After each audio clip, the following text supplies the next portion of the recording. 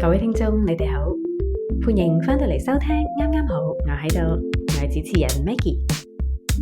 喺呢度，我會同你分享女人40後嘅生活體驗，尤其係作為一個媽媽，一個事業型女人，點樣喺繁忙嘅生活之中揾翻少少空間，等自己真正可以透透氣。當我哋感到迷失嘅時候，又如何可以帶住理智，憑住勇氣，重新揾翻嗰個最真實嘅我呢？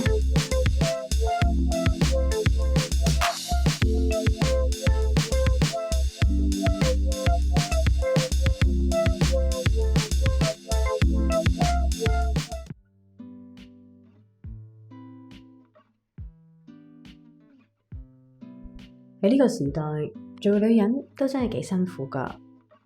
冇錯，比起好多嘅地方，香港都算叫做男女平等，但又仲有啲守舊嘅思想喺入面，兩頭唔到岸，反而令到我哋香港女人嘅處境更加尷尬。你話如果全部都好傳統嘅女人，個個都淨係做閨女等嫁人，然後做家庭主婦，三步不出閨門，世界就冇對佢有咁多餘嘅期望。但當我哋樣樣都好似有啲，反而社會嘅期望就越嚟越高，高到不切實際。喺職場會被要求全力以赴，你要比男人更努力、更進取，先可以證明到自己嘅能力。喺家庭又會要求你做女嘅乖巧孝順，做媽媽又被要求要照顧起晒成頭家嘅角色。如果好彩有個神隊友嘅話，大家仲可以分工合作。但有時即使冇人要求，有啲嘢都淨係得女人先做到，例如生仔啊、餵人奶啊等等。有啲工係冇得分噶。喺心理學上面呢，當一個女性同時要扮演唔同嘅角色，好似完美員工、完美嘅媽媽、孝順女咁，大腦呢就會因為唔同角色嘅期望呢而互相衝突，會導致我哋嘅前額葉處於一個壓力超載嘅狀態，就會令我哋精神內耗。呢一個症狀呢有個好得意嘅名，就叫做女超人綜合症。叫得做超人，咪就即係不切實際咯。女人好多時都係要戴住好多重面具，喺唔同嘅場合就換唔同嘅面具。有時仲會因為內心逞強，對住自己嘅時候都唔記得除咗嗰一層又一層嘅面具。除咗對自己要求過分高，逼自己要面面俱圓，亦都忘記咗自己內心真正需要啲乜嘢。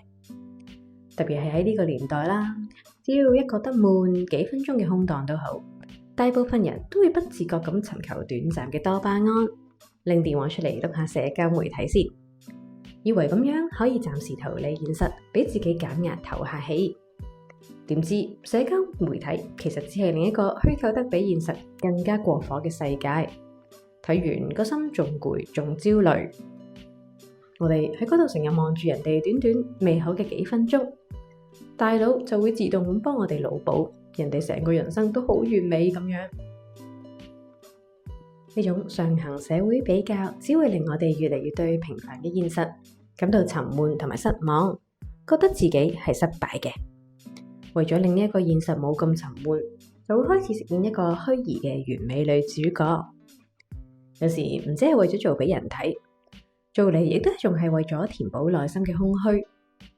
既然完美，應該就會開心幸福，係咪？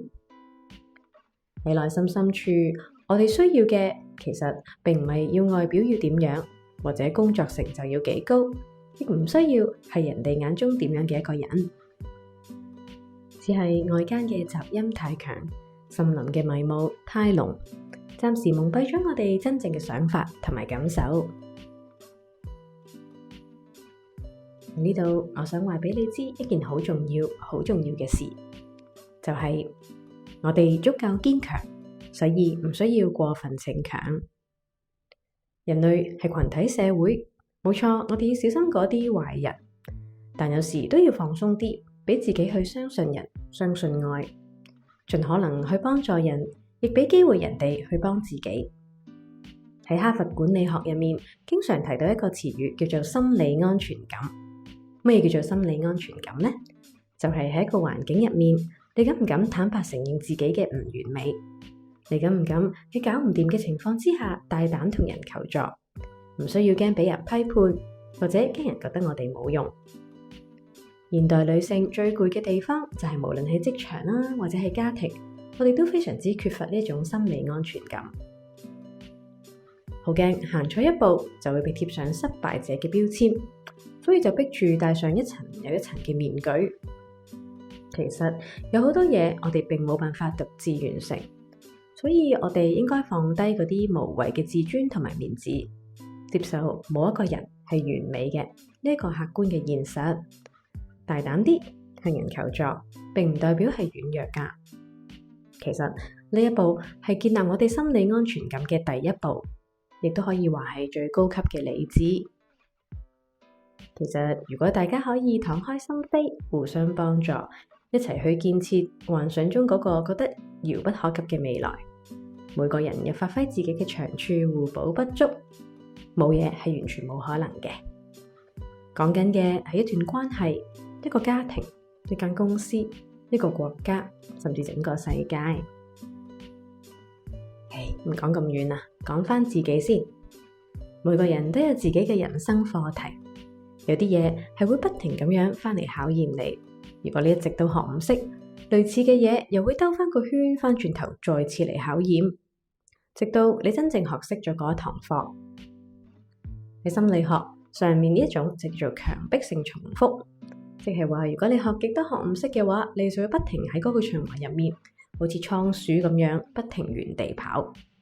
要離開循環，就要用唔同嘅角度同埋方式去思考，或者不如唔好跑住，停一停，伸隻腳出個圈外面，掂下外面嘅空氣。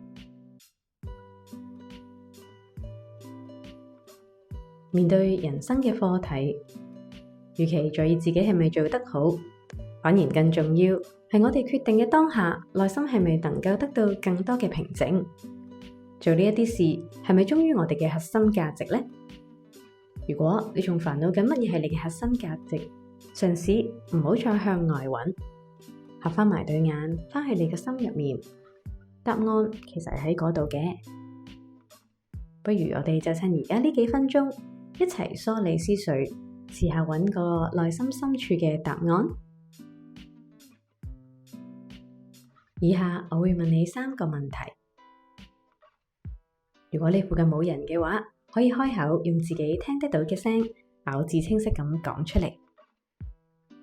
能夠用紙筆或者喺電話入面嘅 note 記低就係最好嘅。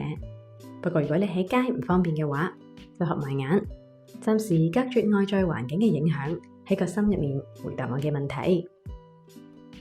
第一條問題，首先幻想一下呢刻你完全係一個人，冇家庭負擔，冇錢財煩惱，冇嗰啲所謂應該同必須要做嘅事。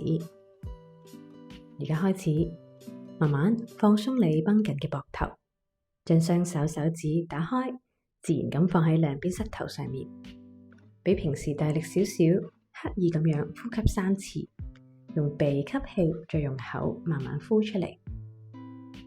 冇晒呢啲束縛，你而家有啲乜嘢想做？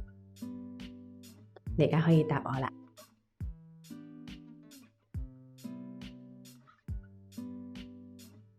第二條問題，我想你返去細細個，仲未有人同你講大個要點嘅時候，當時嘅你鍾意做啲乜嘢㗎？對未來有過點樣嘅想像？有啲乜嘢夢想？請你回答。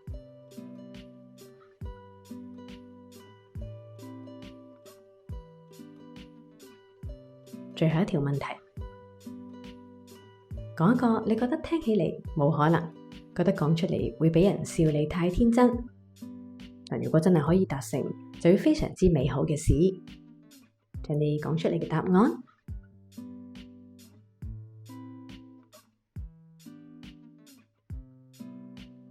而家我希望你可以好認真咁再次翻睇你寫低或者喺心入面答咗呢3個問題嘅答案。喺嗰度呢，有你嘅核心價值，都有你嘅願景。希望你能夠相信自己啦。其實你嗰啲夢想一啲都唔天真，一啲都唔可笑，亦絕對有可能實現嘅。當你開始去思考呢個問題，認真探索，你嘅內心可能隱約都已經知道自己想要啲乜嘢啦，係咪？能夠自我察覺，你就已經向住呢個夢想邁進咗第一步啦。但望住前面，下一步應該要點樣行呢？或者而家企咗喺路中心，應該要點樣行落去？仲會懷疑自己到底做唔做得到？咁樣都好正常啊。不過都希望你知道，你唔需要一個人去面對。如果你而家啱啱好棘住喺知道想去邊，但又唔知點出發嘅十字路口度，不如試下一齊行出第一步。唔需要用好完美嘅文字，你只需要同我分享你頭先聽完呢3個問題，心裏面浮現嘅諗法係乜嘢，或者你而家棘住喺邊一個位，又可以直接去我嘅 IG 或者 Thread 嗰度留言，或者 send email 俾我都得。喺資訊欄呢已經有我嘅聯絡方式噶啦，我哋可以一齊去傾下，現階段可以點樣咁幫自己跨出簡單嘅第一步。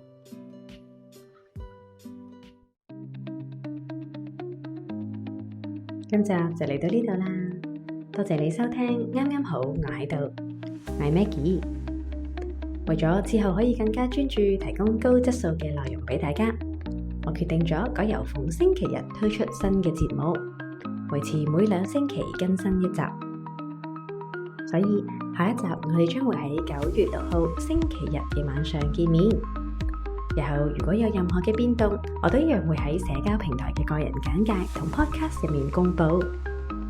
再次多謝你哋嘅支持，喺你哋想揾返自己嘅路上面，希望我都可以喺度陪你行一段。我哋下次再見啦，多謝晒，拜拜。